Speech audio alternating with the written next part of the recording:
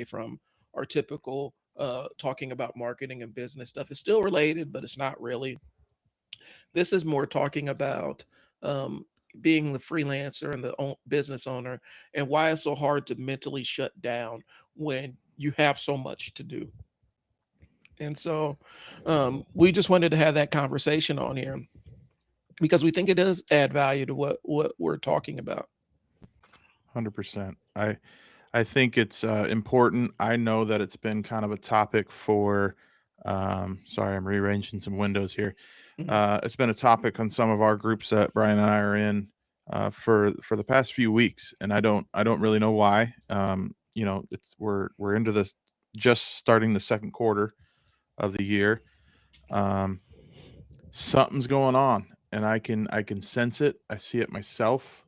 Mhm. I see it with a bunch of business owners that I work with.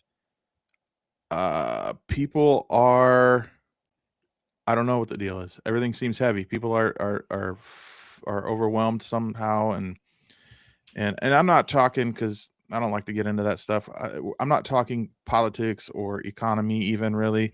Mhm. There's a little bit of that. I think people got a little bit of fatigue from news and all of the goings on there, but like uh, what we're talking about is more like your daily life, just you, your business, your families, your goings on, right?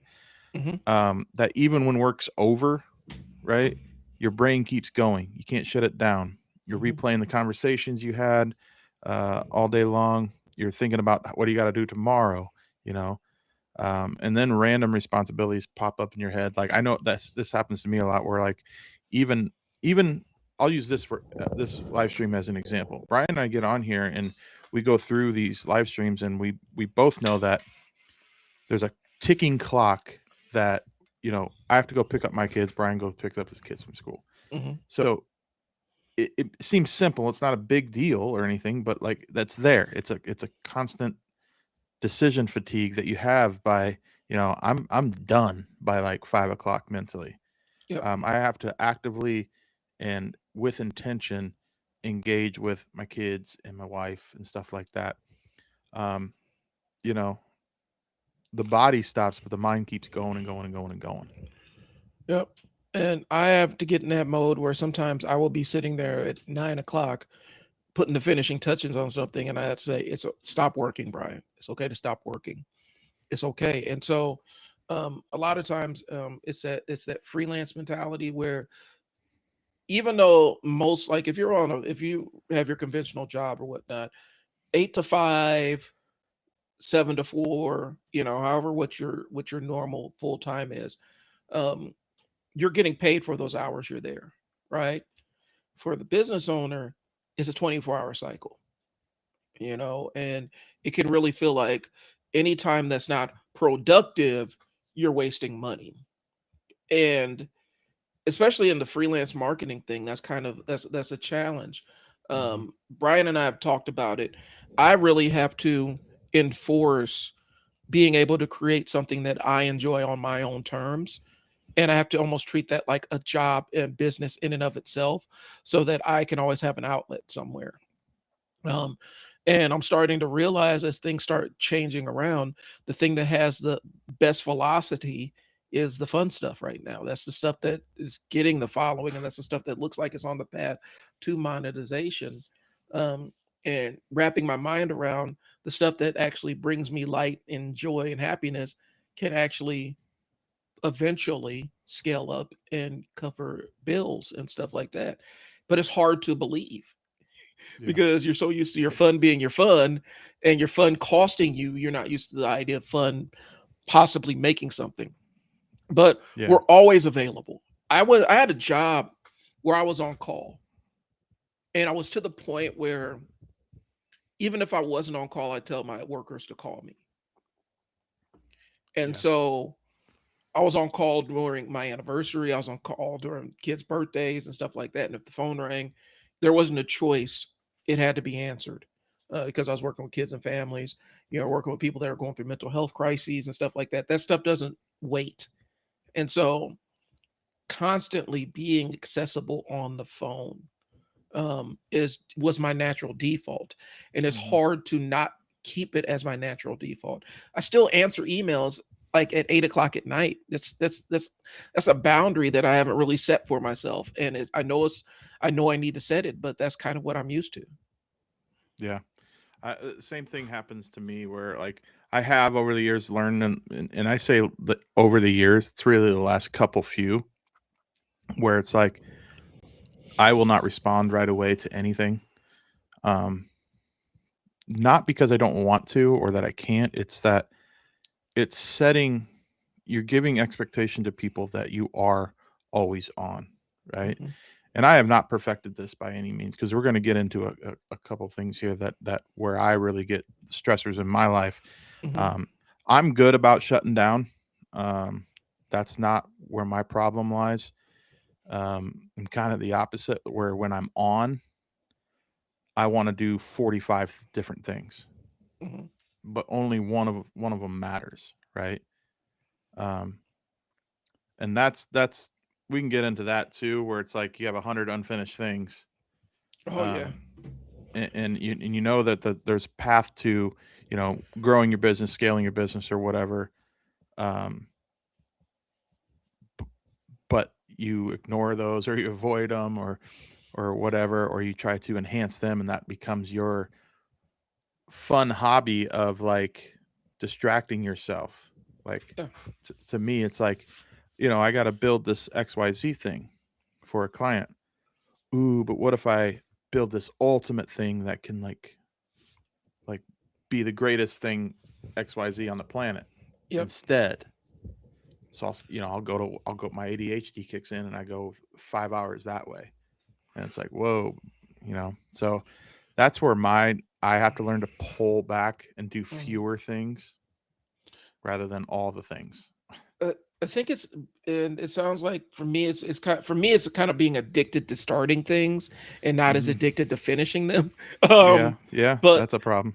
and then also being addicted to feeling like I have to over deliver because sometimes the effort that I feel isn't quite enough is more than enough for the person that is receiving it. Yeah, But I hold myself to the standard like this thing has to over deliver and overachieve in all facets. And I have these huge high level expectations. To the point again where my boundaries are poor. Case in point, an organization I love to death. I work with them, been working with them, doing work for them for a long time. You know, was it last week before I got a call, hey, we got an event coming up, and we need 4 flyers by Thursday. And it's like Tuesday. yeah, And instead of saying, I'm not going to be able to turn it around that fast, or there's going to be a rush charge to it, I was like, okay. But then I also said, this is not enough notice uh, to really turn something around. So I'm going to just have to slap something together. And I slapped something together and it was more than what they expected. But I could have put a boundary and said, I can't turn things around that fast. right. You know, a I can 48 give you hour one. window. Yeah. A 48-hour window for 4 separate flyers is crazy. I just have Yeah, a workflow where it allows me to do it. But just because I can do it doesn't mean I have to do it. or should, Yeah. right? Um, yeah, man. Too many open loops. That's that's where that kind of stuff comes into, because you do we do have problems setting boundaries because we do want to over deliver. I think, Mhm. um, I don't know. I think it's just wanting to be. It's that productivity guilt. That's the word I'm looking for. Yeah. And then wanting to over deliver. There's nothing wrong with that, but it's setting boundaries of like you said, you should be able to say no, just Right. flat out. Like, no, that's not enough time to produce something that I feel good about. And and I think what you were talking about, the dichotomy, is like what you and I think is a finished product is not necessarily where a client thinks a finished product is. They may be 20 steps back from where you're actually at Right. and think you're the greatest thing since sliced bread.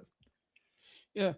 When they start overestimating your abilities, like, they made something that was, I made something that was amazing this last time. And they think, well, that's just easy for him to whip that up, you Mhm. know, and I don't need a ton of a runway or heads up to do it. It's expectations I Yeah. create and the expectations I set for myself. Yeah. And the idea that I was taking time away from a project that was for me, and something I'm trying to build to get this done. Like I was actually in the studio I'm building out, and I stopped doing what I was doing to address this specific need and specific request. Right. And I got done with it, and I sent the work over. I'm like, why did I do that? Well, they needed it. Well, I know, but I needed to finish this thing I was working on. So now the thing I was working on has to kind of pinned for another day or two because I had to stop what I was doing to accommodate this. And so it makes it hard. And when you do have a personal life, you got kids and things like that. It's not fair to always rob them or try to deprive them of time and attention to accommodate other people's needs and other Yeah. people's requests. So on that same note, like the reason I go, because my wife could go pick up our kids from school. Yeah. The reason I go is it's something since my oldest went to kindergarten. I said to myself, I'm going to take them and pick them up from school every single day. As long as it's as long as it's doable. There's been times where I've had career jobs where I couldn't make it, but that is something I've set a boundary and said that's something I will do every single day. Mm-hmm. Right. It gives me at least 20-30 minutes with them to just talk about their day. Yeah. That's important to me. I've made it a priority. So that's the kind of things that we need to do. And I want to talk a little bit about, like, people talk about, like, because I've tried all of these things and I'm sure you have too. I have a timer right here on my desk for like the Pomodoro method and focus times and time blocking your calendar. Like that, I'm sorry, it may work for some people, but that shit does not work for me. No. Does not work for, and I think it's an ADHD thing, and I hate to lean on that. I'm not a guy that's like plays the victim and like,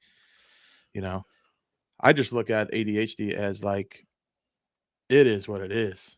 Yeah.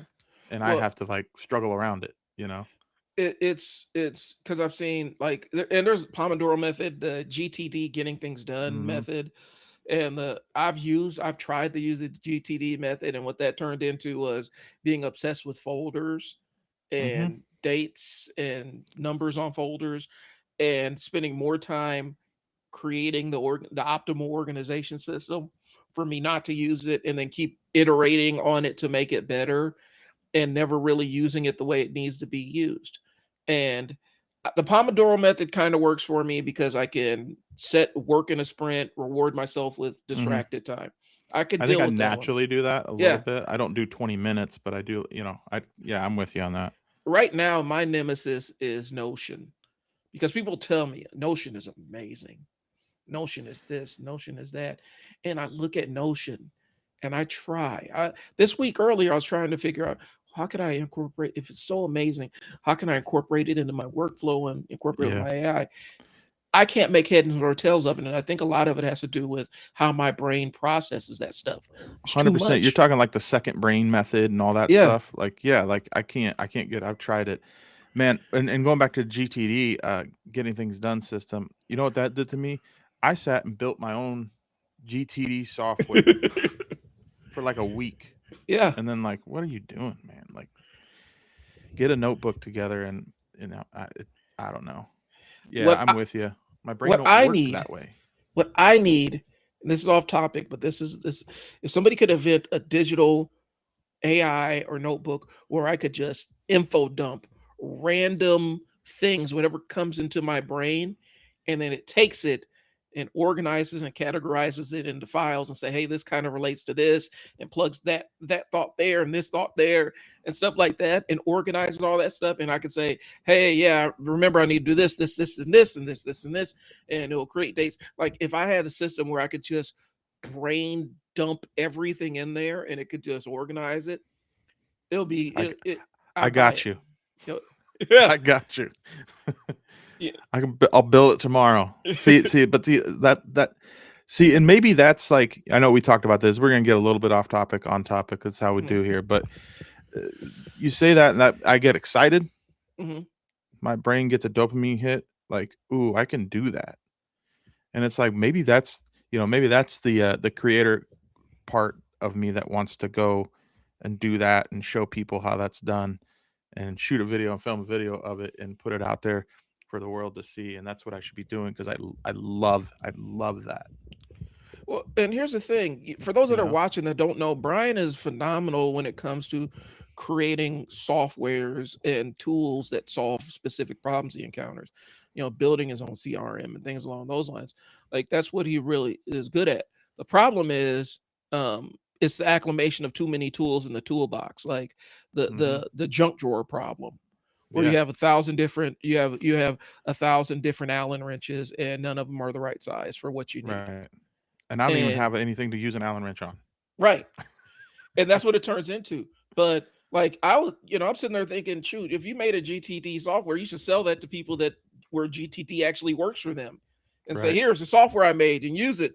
But it is addicting, and especially, with the advent of AI, where you could just whip up a dedicated website to a specific thing that you need done, or Hmm. a web app for something that you need done. It's Yeah. really like I got 1,000 different tools and things that I've whipped up, and I'm like, this will be great, and then I forget I even created it.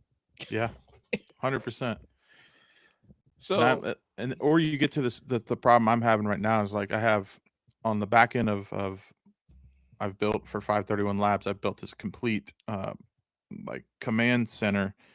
It's like an admin station. It's got all the stuff that I do. It brings in all the sales calls. It has a sales pipeline in it. It has a mhm, CRM. It has, you know, a project and task manager in it for me to kind of keep that stuff going mhm, straight. And it it it has a YouTube studio in it that can take, mark down scripts and stuff and turn them into actual scripts to use on a teleprompter and all sorts of stuff. And it's like, when do you stop and when do you actually just go, yeah, you know, go make money? yeah. Do what you're supposed to be doing, run a business. Uh, I think that's the thing though, because we talked about it off air, and I think it might be it might be on our outline, but doing 1,000 different things and only two of them are things that actually make you money. Everything else is yeah. just kind of work that you do to feel busy. And what's sad is like if I could shut my brain off better, because we're talking about this with you guys, Mhm. but like we struggle with this as well. Like it's a Right. real everyday struggle. And I think what's funny is if you were able to shut down more and say there's 45 things you're trying to do and you only focus on two, less stressed I'd be if I just had those two things and I just did those two things and finished those two things. Hmm. I'd have so much more time on my hands to like not worry about things, Right. you know? Yeah. Instead, I do 43 other things in order to distract those other two things, you For know? me, it's doing the other things to work up to do those two things. Doing 48 things to work up to the two things that I need to do that I'm actually avoiding, but the two things will not take me any time. Like it'll Correct. take me 10 minutes of dedicated work and the thing is done. But I have to do these 48 other things. That's the other 6 hours of time to get myself Man. in the mode to attack those two things. And I think that's the S challenge. Yeah, sometimes you just it makes you feel like you're broken, but you're not Yeah. broken, I promise you. There is light at the end of the tunnel, and not to get too salesy on people, but this right here Hmm. is exactly the kind of thing that will be inside the foundry. And if you don't know, Brian doesn't know that I'm well, I did tell him the other day, but we're adding people into the foundry. We got, I think, 8 new members coming in, and these people are ready to go, Yep. right? And this is the kind of content we want to push out there. Not all things are going to be mental, woo woo therapy type stuff, Right. but because I'm full and Brian's full our toolboxes are completely full of tactical information and how to get things done and grow your business and scale your business.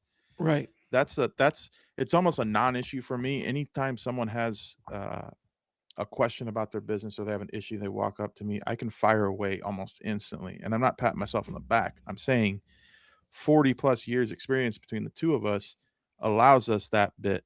But there are things like this that take hold of you Yeah. in and can crush you on an almost daily or weekly basis or whatever, that are completely stopping you from growing your business. And once we help you get over those humps, because we can help, accountability is probably the best thing for me to get things done.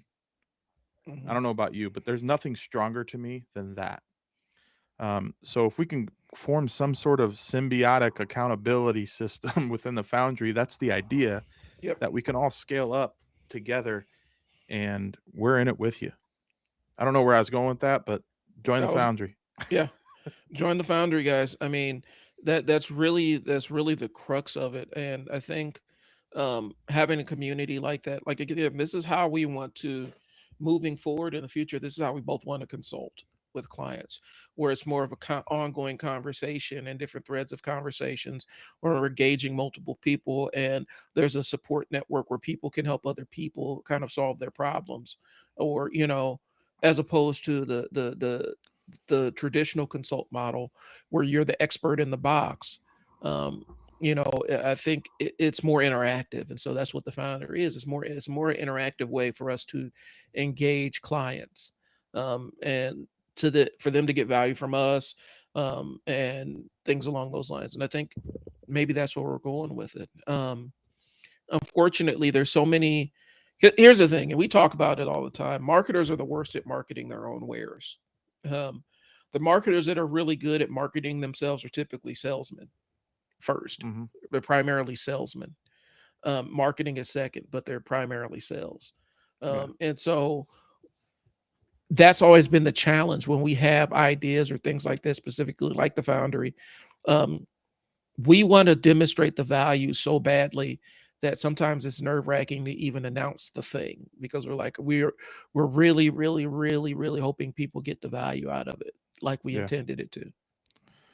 Yeah, I don't have that part of my brain is not, I mean, I can sell, I can, I can do those things, I can Mhm. close, but typically it's because I've already done all the pre-work and warmed the client up, or had a real discussion with them and they see the value I provide. I do a very long way of selling because Mhm. I want people to know, like, and trust me before they buy from me.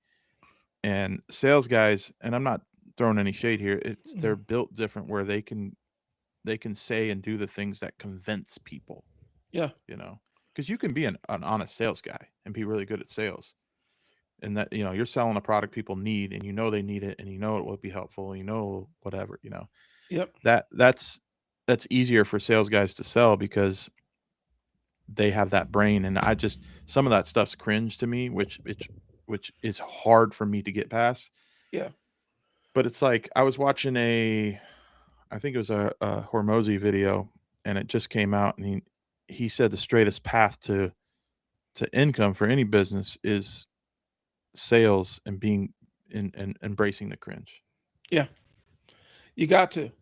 Um, It's because hard for me. Like, yeah, because you're so tied to the outcomes. And I think even when we have 100% faith in the thing that we are selling, we know that there are nuances to how people apply it, and it's not going to work for everybody. And so there's always that persistent fear in the back of your brain, like, what if this doesn't work for this person?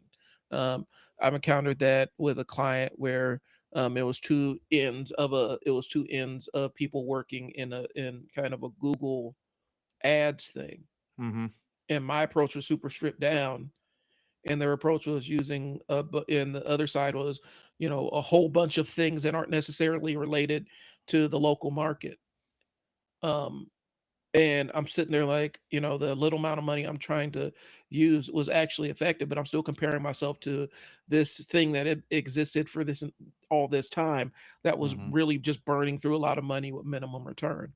Right. But I was expecting my little contribution to it to be a game changer. I've done it with there was another local business where I'm like, hey, you guys need to be advertising on Google. And knowing how our Google advertising works, it's going to be about a month or two before you can start expecting the increased volume in calls and stuff like that. Right.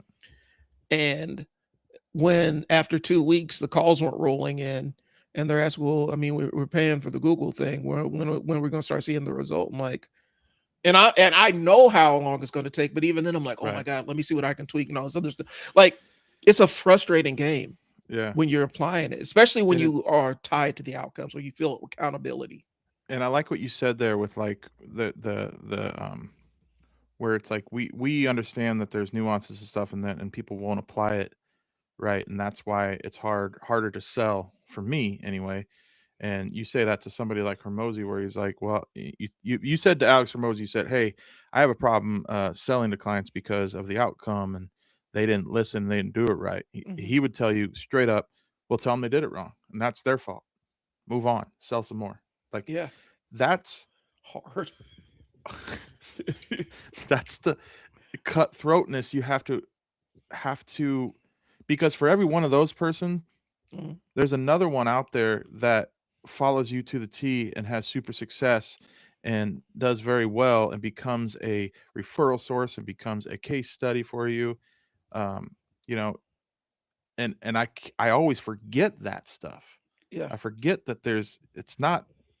I get so myopic into the one client that I'm selling to, right? Hmm. Like they're the only one in the world. And I feel like that's, oh, you're providing value because you're treating them, like the only one in the world. But then you realize, like, no, sales is a numbers game, and it always has been and always will be. Yep. Yep. And one client can, and if you've ever been in the position as a marketer where you're only serving one client, you're kind of you're occupying a danger zone. When that one client 100%. is you're forced to occupy all attention because that's your biggest client. I've lived in that space. That is not a happy place to be because you're always on Correct. the razor's edge of, well, we decided to go a different direction. Yep. That means another marketing agency came and undercut you, and Yeah. they offered more for less, and in 6 to 8 months they'll be out the door themselves. And that's the churn of the business. I think that's the hardest part, because I have accountability for the outcomes, and I feel like I put some of my artisticness into my marketing, Mm-hmm.